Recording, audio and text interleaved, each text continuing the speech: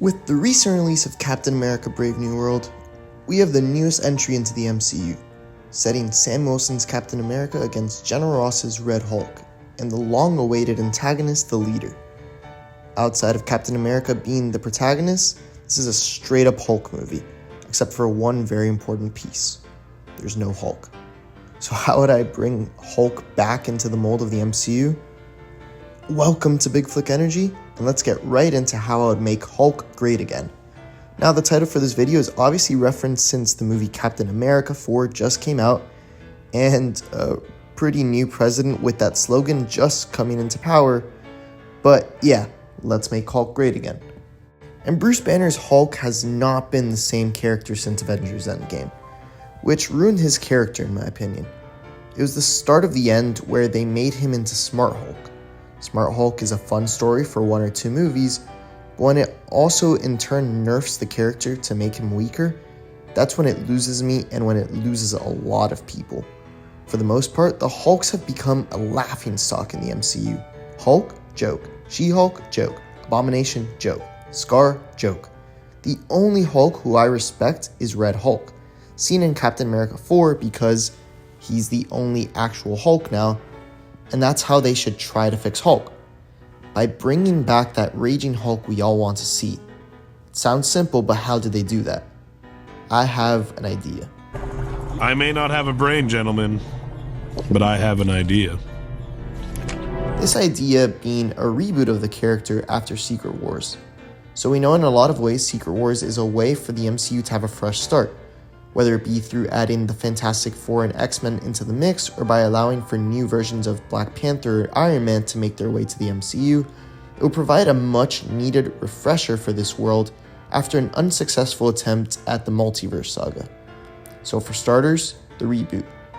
About a year or two back, I posted a video on what DC's 10-year plan should be. Part 1 included a movie with a mostly unknown character known as Loose Cannon. My idea for that story was heavily inspired by my take on a Hulk movie, which I think this reboot should be. So let's get right into it. The world of the new MCU is being overwhelmed by mutants who have recently made themselves a presence in the world. While heroes like Xavier and his school have risen from this event, many have chosen to use these abilities for evil, leading to the government feeling powerless. They fear it just takes one bad guy to overthrow them if powerful enough. So they begin Project Hulk. Also, I've always wondered what Hulk means and how he got that name, and I would want to answer it here by having it initially be an acronym. Project Hulk will translate directly to Hunter Unit for Limitless Killing. This will also be the name of the movie, Hulk, but as an acronym, so H.U.L.K, just to change it from past iterations. So for Project Hulk, renowned chemist Bruce Banner is touted to develop a super soldier serum, which can create a buffed up Captain America to take on mutants if need be.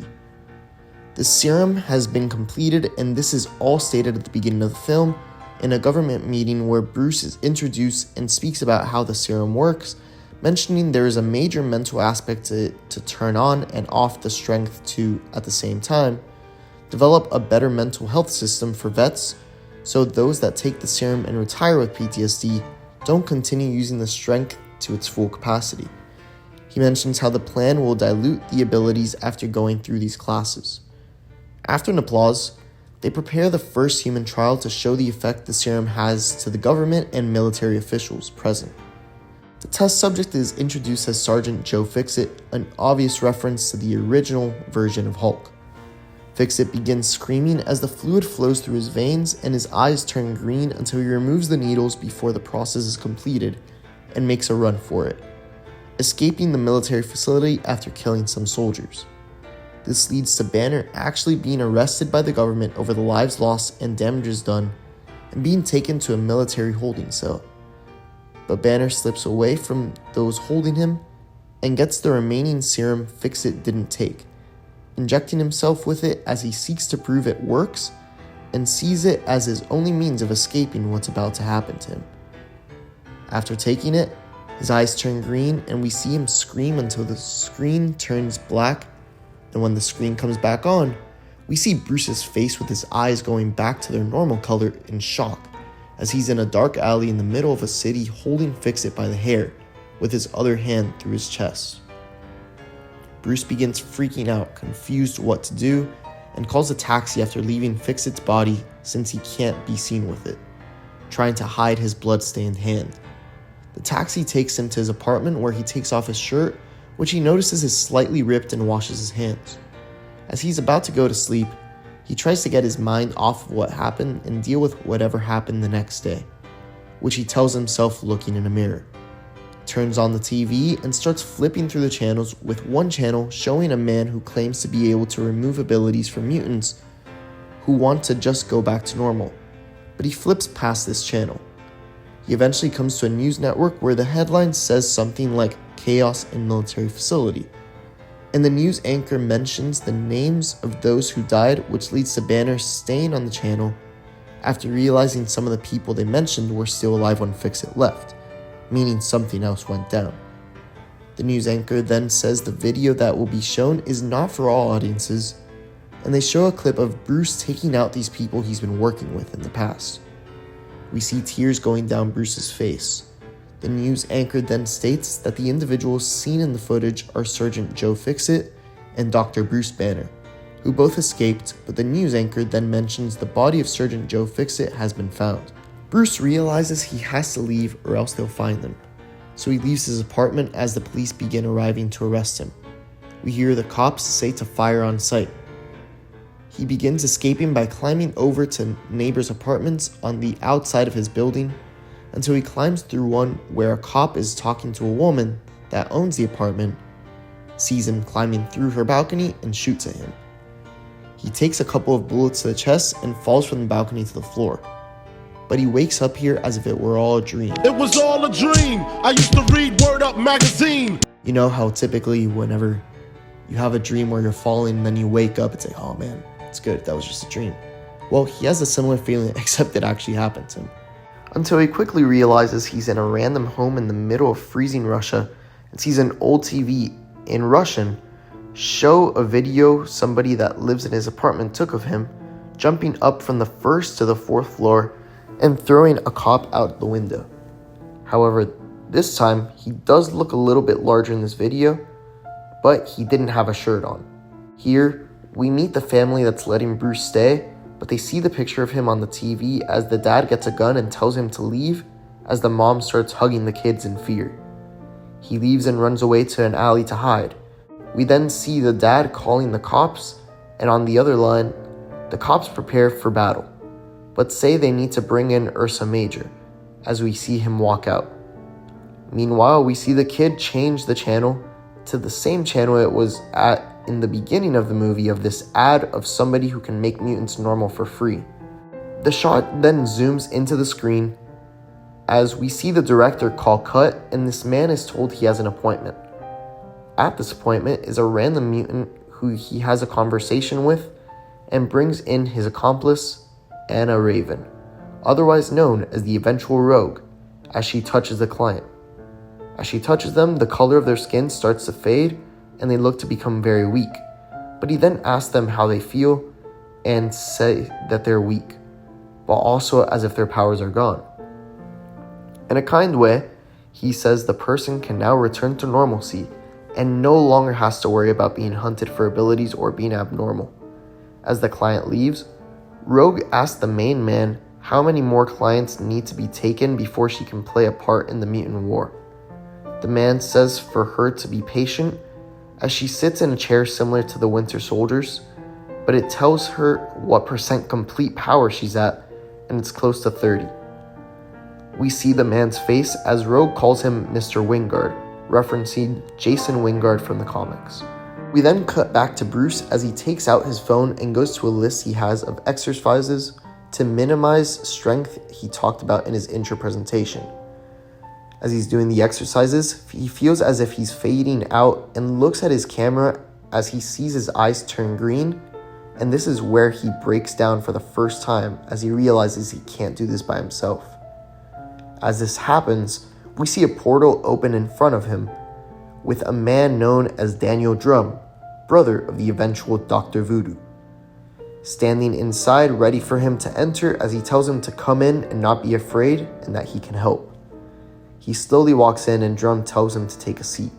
He takes a seat and starts asking what is this place in a similar scene to Strange and the Ancient One in the first Doctor Strange movie, where he negates the reality of magic, claiming everything has an origin in science. Drum explains his family's history using black magic and tells him that he thinks he can help him, but he has to listen and stay focused, along with telling him he's dealt with creatures like what he's become before, by mentioning his good friend Mark Spector, who made a deal with the Egyptian god Khonshu, which resulted in multiple versions of himself living in his body, but he helped Mark learn to control it and can do the same with Bruce. He agrees and Drum begins to help, but while performing the spell that helped Mark, we just start seeing this creature break out as Bruce keeps on fading in and out of control, with Drum creating a sort of shield so he can't break out fully. This is until we see Drum open another portal that Bruce flies through. This leaves Drum in shock as we see Mark Spector walk in and ask why it didn't work, to which Drum replies that whatever is inside of that man is not of ancient origin, and he's not sure whether whatever is inside of him is better or worse. This results in Bruce being on the street again. He looks up and sees a poster of Mr. Wingard earlier in the movie, who was on TV saying he can make mutants normal again. He decides to call the number, to which he tells the man he needs him to come see him, and he'll pay up however much he wants for this special request. He accepts the offer and Wingard says he'll be there by the next morning, and he gives him a specific location to meet to perform the demutation process. As Bruce is heading over in the morning, it turns out the city has been overwhelmed by cops. This scene is similar to Vader showing up in the town in Obi-Wan, where Obi-Wan is hiding as Ursa Major shows up. Looking down an alley to see Major, he decides to run away, but Major transforms into a mutated bear as he does in the comics, and begins to chase him. The chase scene has elements of a chase scene from the Alien Predator films, along with elements from the Into the Spider-Verse chase scene with Prowler. So Bruce eventually escapes to the right building where Wingard is. Wingard meets him and Bruce tells him everything that's happened. As he says this, Bruce says that he feels as if the more he tries to hide this creature, the more powerful it becomes. Wingard realizes Bruce has been the one on TV and tells him not to worry, that he has never failed a client, and what he is going to do is not hide the powers. He's going to take them away. Bruce agrees, and the procedure starts as Rogue walks in and we see Bruce slowly turn in and out of Hulk. We see Rogue, who's touching Hulk, start to slightly turn green as well through this process. The procedure finishes and Bruce looks pretty skinny, and Wingard asks Bruce to use the powers, but Bruce has never known how, so he decides to use the peace tactics he tried before that made him into Hulk, but this time Hulk doesn't try coming out. Wingard says Bruce has been the most difficult case he's ever had, but is proud to have been able to help, and shakes the hand of Bruce, to which Bruce falls down. Wingard apologizes and says this is bound to happen after a procedure, but that he will recover. As Bruce leaves the temporary facility, Wingard asks Rogue how she feels, and she mentions she's never felt an influx of this much energy. They run the test on her power levels, and she's reached above 100% power. This is when Wingard reveals his true intentions, as the chair doesn't release Rogue, and it instead injects her, pulling her blood out as we see the power levels drop back down to a very low percentage. Rogue asks why Wingard's doing this and if he's going to kill her. Wingard begins to explain his perception of the Human-Mutant War, and how it's similar to another war not long ago between humans and Skrulls.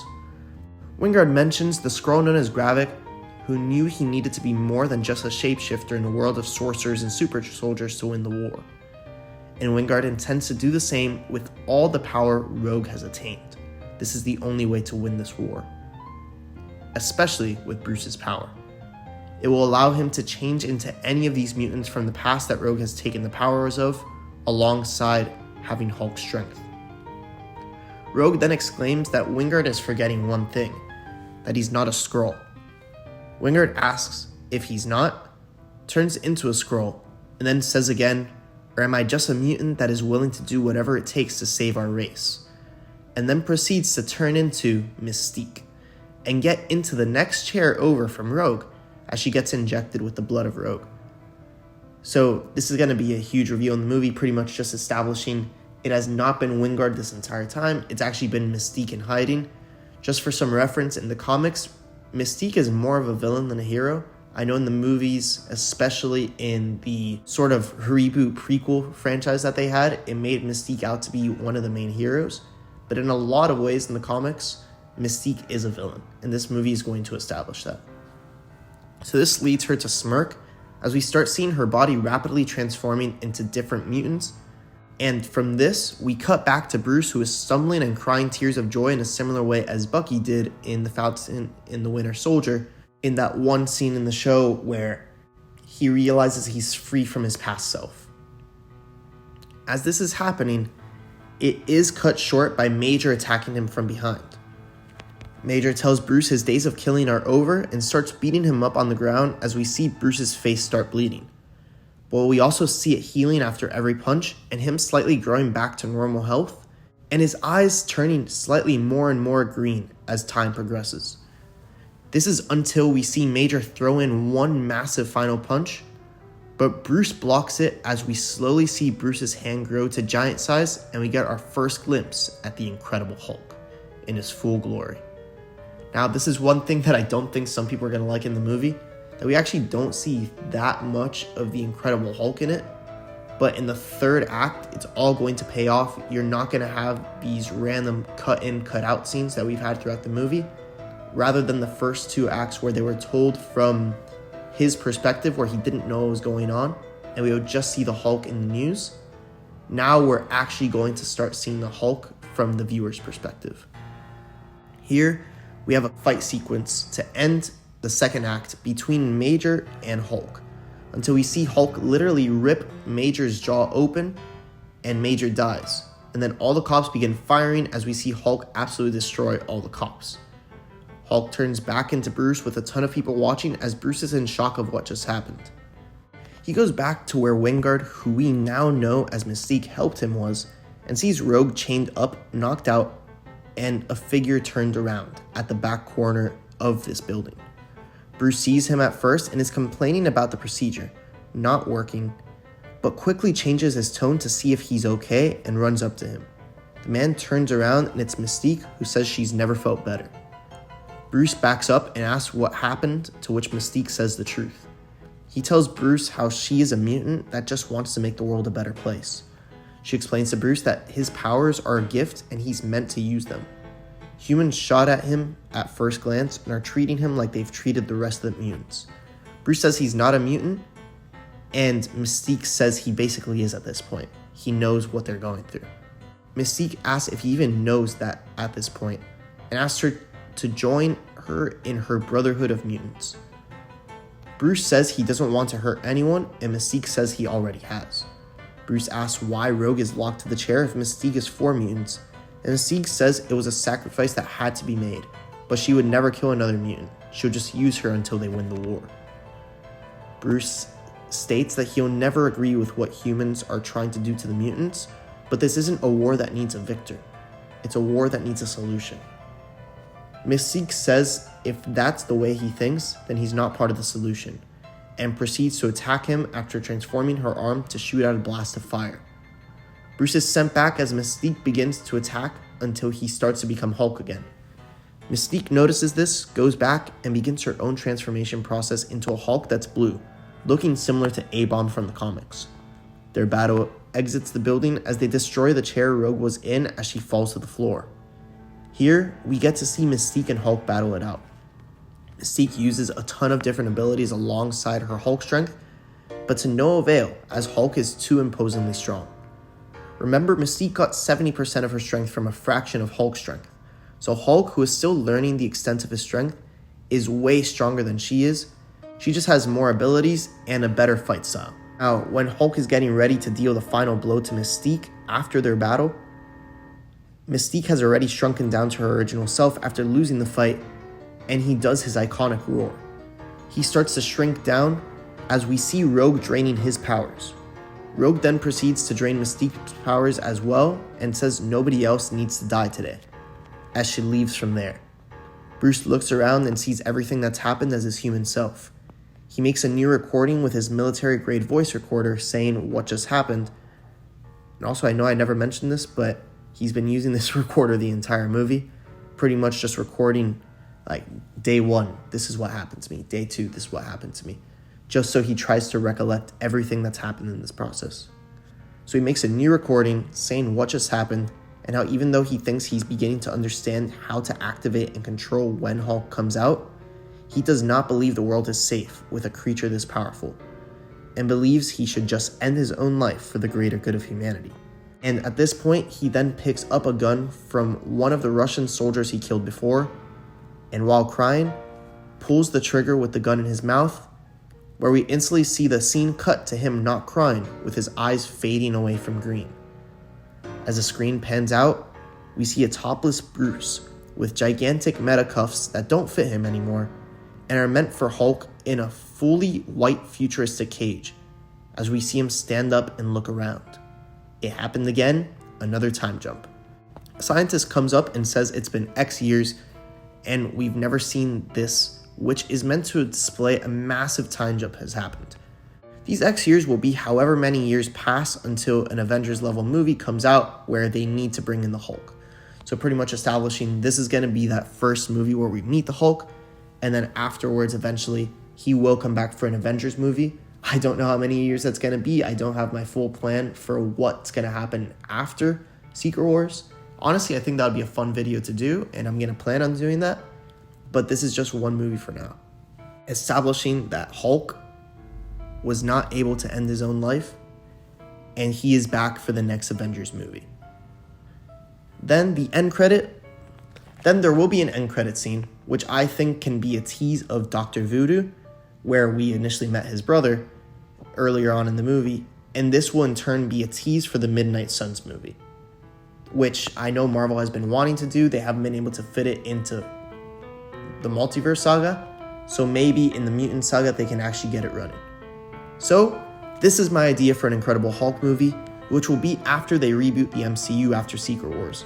It brings back the fear factor of Hulk, makes him feel like an actual monster, brings in inspiration from Dr. Jekyll and Mr. Hyde, and also from Moon Knight, and plays as a mystery of not knowing what's really happening to our protagonist. And with this series of films reportedly being the Mutant Saga, what better way to bring Hulk into the picture than by introducing the world to the MCU's Rogue and Mystique? If we're bringing mutants into it, we need to bring Hulk into it early on so we can build up to that Hulk versus Wolverine fight everybody wants to see. So with that, that's my proposal for how to make Hulk great again and my proposal for a new Hulk movie. So thank you for watching. Please comment down below your thoughts. If you would want to watch this movie, if you liked what they did with Red Hulk and Captain America 4, if you like what they've done with Hulk in the MCU, and just your thoughts on the MCU as a whole. Thanks again for watching, and see you all next time on Big Flick Energy.